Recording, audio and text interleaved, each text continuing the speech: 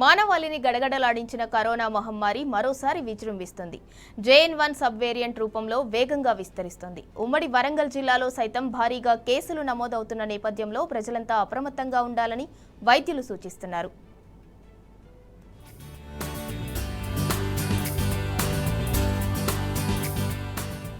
మళ్లీ కరోనా మహమ్మారి చాప కింద నీరులా విస్తరిస్తుంది. గత కొన్ని నెలలుగా సైలెంట్ గా ఉన్న మహమ్మారి మళ్లీ కోరలు చాస్తోంది. ఈ నెల 21 నుంచి MGM పరిధిలో 25 కేసులు నమోదయ్యాయి. మరికొన్ని శాంపిల్స్ పెండింగ్ లో ఉన్నాయి.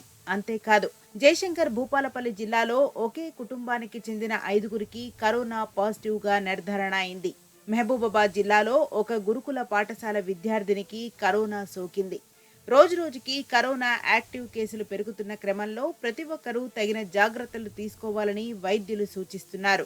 సామాజిక దూరాన్ని పాటించటం, మాస్కులు ధరించటం, చేతులను ఎప్పటికప్పుడు శానిటైజ్ చేసుకోవడం, గుంపులుగా ఉన్న ప్రదేశాలకు వెళ్లకుండా ఉండటం, బయటకు వెళ్లినప్పుడు తగిన జాగ్రత్తలు తీసుకోవాలని వైద్యులు చెబుతున్నారు. సంబంధించినటువంటి ఎప్పుడైతే సెంట్రల్ గవర్నమెంట్ నుంచి అంటే వరల్డ్ హెల్త్ ఆర్గనైజేషన్ నుంచి సెంట్రల్ గవర్నమెంట్ అన్ని రాష్ట్రాలను అలర్ట్ చేసిందో, అదేవిధంగా మన తెలంగాణ రాష్ట్రంలో కూడా మా డైరెక్టర్ ఆఫ్ హెల్త్ మరియు మా జిల్లా వరకు వచ్చేసరికి మా కలెక్టర్ గారి ఆదేశాల ప్రకారం కోవిడ్ అలర్ట్నెస్ అనేది మేము ఆల్రెడీ ప్రిపేర్ కూడా అయ్యాము కూడా.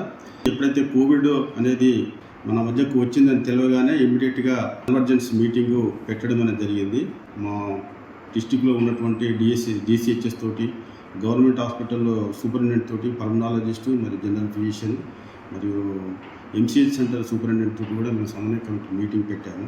ఆ సమన్వయ కమిటీ మీటింగ్లో మేము గతంలో కోవిడ్ని ఏ రకంగానైతే ఫస్ట్ వేవ్, సెకండ్ వేవ్ని ఏ రకంగానైతే మేము ట్రీట్ చేశామో, ఆ ట్రీట్ చేసినప్పుడు మేము తీసుకున్నటువంటి జాగ్రత్తలు ఏంటి, దాని గురించి డిస్కస్ చేయడం అనేది మొత్తంగా డిస్కస్ చేశాము. మాకున్నటువంటి బెడ్ల సంఖ్య ఎంత, వెంటిలేటర్లు ఎన్ని ఉన్నాయి, మాకు ఆక్సిజనేటర్స్ ఎన్ని ఉన్నాయి, ఎన్ని ఆక్సిజన్ సిలిండర్లు ఉన్నాయి. ముఖ్యంగా ఏంటంటే నిన్న 2 పేషెంట్లు మన MCH సెంటర్లో గర్భిణీ పేషెంట్లు వాళ్ళు అడ్మిట్ జరిగింది, డెలివరీకి వచ్చారు. వాళ్ళిద్దరికి కూడా సిమ్టమ్స్ ఉన్నాయి కాబట్టి వారికి టెస్ట్ చేయడం జరిగింది. ఆ టెస్ట్లో వాళ్ళకు ర్యాపిడ్ టెస్ట్ పాజిటివ్ వచ్చింది. అయినప్పటికీ కూడా వాళ్ళు ఒక పేషెంట్ సర్జరీ కూడా చేశాము గవర్నమెంట్ హాస్పిటల్లో. తర్వాత ఇంకో పేషెంట్ రెడీగా ఉన్నటువంటి పేషెంట్ కూడా వాళ్ళు ఎలాంటి ఇబ్బంది లేకుండా ఉన్నారండి. వాళ్ళు ఏ ప్రాబ్లమ్స్ కూడా రాలేదు.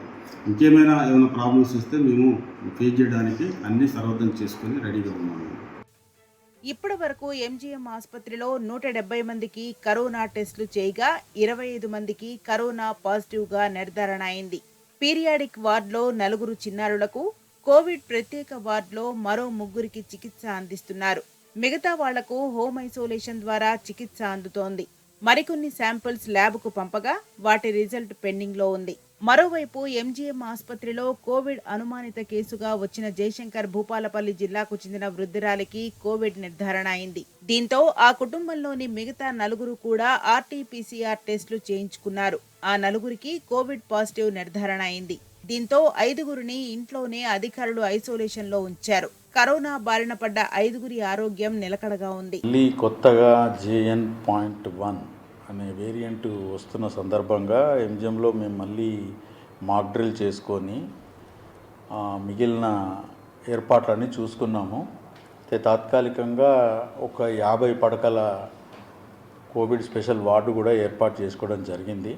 సో ప్రతి 10వ పాజిటివ్ శాంపుల్ని మనం సీక్వెన్సింగ్కి పంపిస్తాం CCMBకి. ఇప్పుడు మనకి ఇప్పటివరకు 22 నుంచి ఇప్పటి వరకు పోలిస్తే 5 రోజులలో మనకు వచ్చినాయి 3 పాజిటివ్స్, 50 టెస్టులు పాజిటివ్ చేస్తే.